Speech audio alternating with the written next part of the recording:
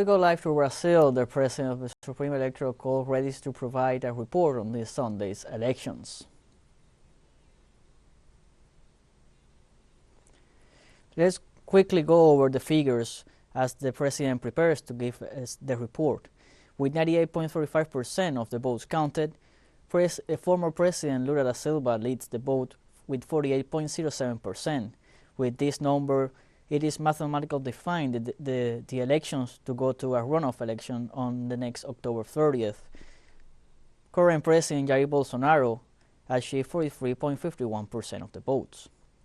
Today's elections was very important for the country, and they were going to define the president for the next term of period. We believe that the president is speaking.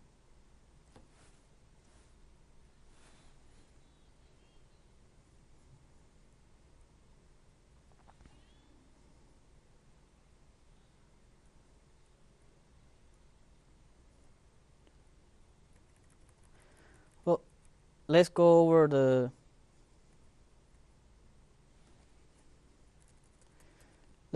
proposals of Lula for these elections. Lula criticizes the current socio-economic situation in Brazil and promises that his most urgent commitment will be to restore the living conditions of the vast majority of the Brazilian people.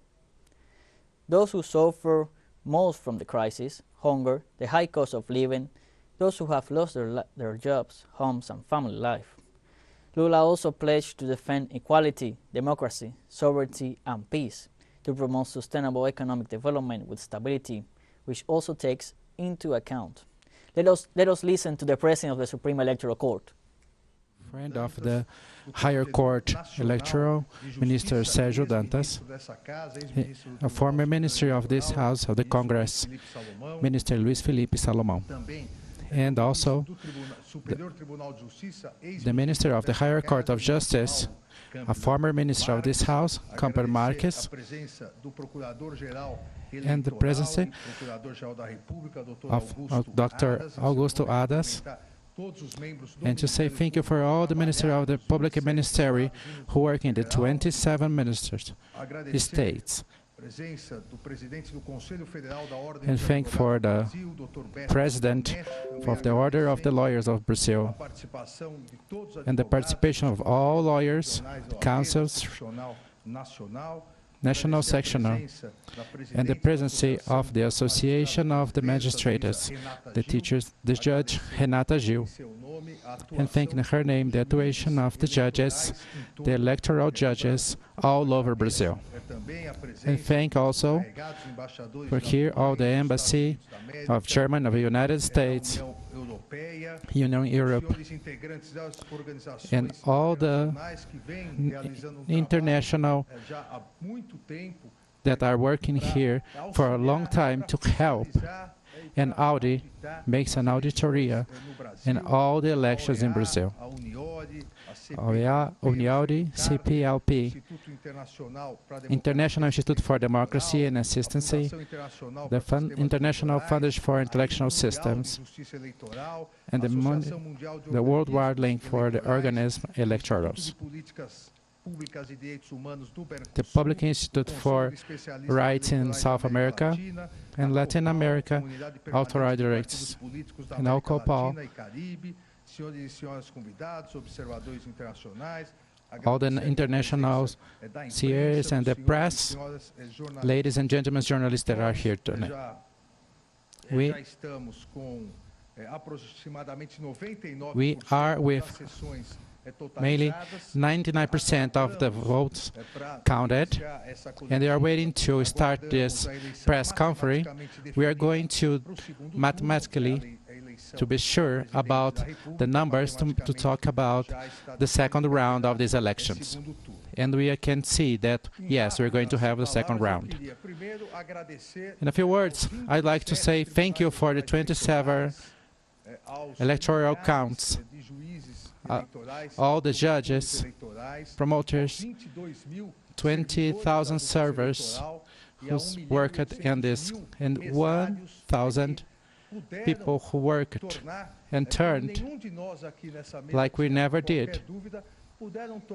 we could turn the elections in 2022 safe, peacefully, harmonious, and with peace. We had the whole day of elections with absolutely peaceful. We didn't have any problems, like any big problems, but we are, in the end of the day, really sure that the justice fulfilled the mission of guarantee the security and transparency of the elections of Brazil.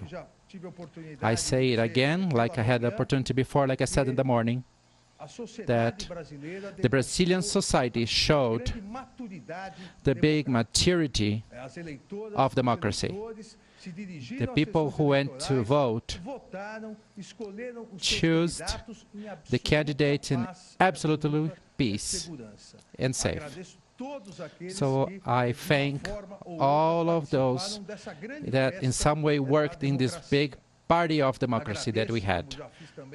I say thank you again, like I said before, for the press, the journalists that helped us a lot, especially to talk about the trust, the biometrical system, and all the new ballparks that we had, and became ever more transparent, clear, the safeness of our work. And the ball box, they represent everything, the will of the people that was typed in each one of the electoral sessions. And we had, and it seems important for me, the number of abstention was just like the media of the other elections, something about 20.89%. The last election was a little higher, was 23.15, but obviously, because of the pandemic problems we had, the number was a little higher in the last election, the numbers of abstention. But we had this level of 20%, and the fact that is more interesting is that those that appeared and voted, we had the less historical numbers of the votes that are white or clean. We had half of the votes, the white votes, for example, like I had in 2018, between votes that were white, we had 8.8. Of all of those who voted, 8.8 voted white. In this election, only 4.4. Approximately 7 million of the people more were to vote, really vote, and decide and choose someone, stopping voting white or just not voting. Maybe it's because it's an election that's more current and more fightful. We had less votes in white. Maybe we're going to analyze better then. Maybe it was one of the reasons why we have this lots of people some places. Because it's different when you go and vote white, you can just vote and go home very fast. But when you stop and choose the 5 options that you need, it takes more time. That's why this time the election took more time to be occurred, to be counted, because of the more effective participation of the people in this vote. We didn't have any interference or problem that was considered urgent in our system, in our work today. We have only one in São Paulo that got our attention, but didn't have any relation with the elections. Nothing that was off of the election normals issues. Those people who went to vote until 5, they have the opportunity to vote, no problem. There was no stop on the operation. The counting of the votes were on time. When it stopped the voting on 5, we already start counting the votes, and some of them thought it was a little weird that in the beginning the percentage was very few.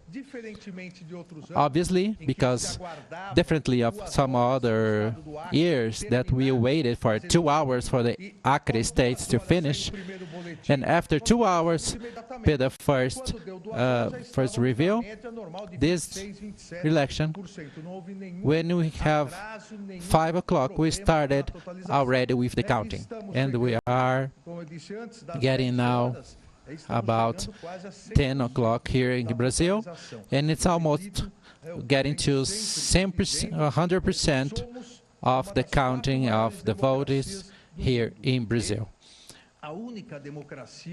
We are a big democracy in the world, and the only democracy in the world that counts the votes in the same day. Obviously, the electoral justice had a lot of progress, a lot of success in his works. And we're counting for all, the president, governor, congressman, state deputy, senator, and millions of senators and deputies that we are counting, and we're going to use in the same day. I want to say that we had, if I can affirm, some winners this day. We think that are 2 the big winners today. First, the Brazilian society that demonstrate again the maturity, conscience, peace, and harmony to vote.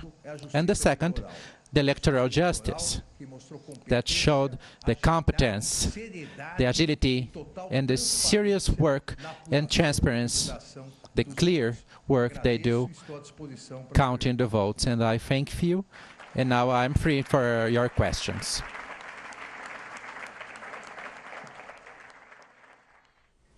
We were listening to the statements of Brazil's president of the Supreme Electoral Court.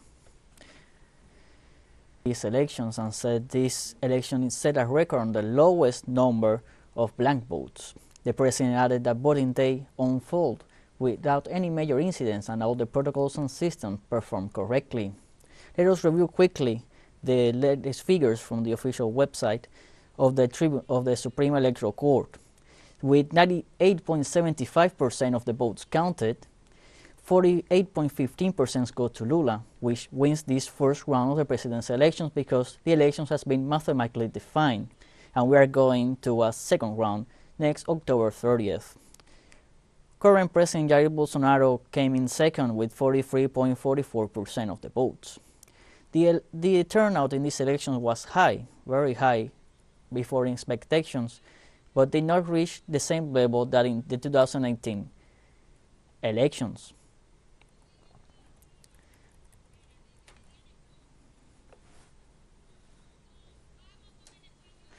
Let us now quickly go to Brazil again. We're going to listen to statements